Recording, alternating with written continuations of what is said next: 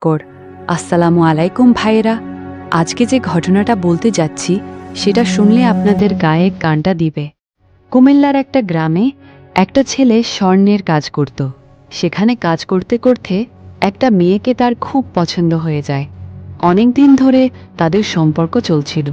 ছেলেটা বাড়িতে গিয়ে মাকে বলল, আমি ওই মেয়েকেই বিয়ে করব। মা একদম রাজি নয়, বলে, না, তোর জন্য অন্য জায়গায় মেয়ে ঠিক করা হয়েছে। ছেলেটা কিছুতেই রাজি হয় না। তখন তার মা যা করল সেটা কোনো মায়ের পক্ষে কল্পনাও করা যায় না। সে নিজের ছেলের ওপর কালো জাদু করিয়ে দিল, যাতে ছেলেটা ওই মেয়েকে ভুলে যায়।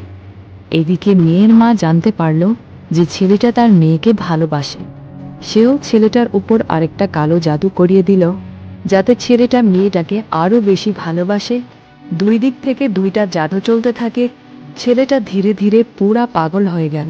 খাওয়া দাওয়া বন্ধ, বৃষ্টিতে ভিজে বসে থাকে, চিন্তা করে। শেষে তাকে দড়ি দিয়ে বেরিয়ে রাখতে হয়।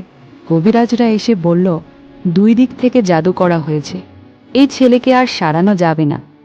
আজও সেই ছেলেকে জিঞ্জির দিয়ে বেঁধে রাখা আছে। ভাইয়েরা, একটা মা নিজের ছেলের জন্য এত বড় ক্ষতি করতে পারে? সবাই দোয়া করবেন ছেলেটা যেন সুস্থ হয়ে যায়। এটাই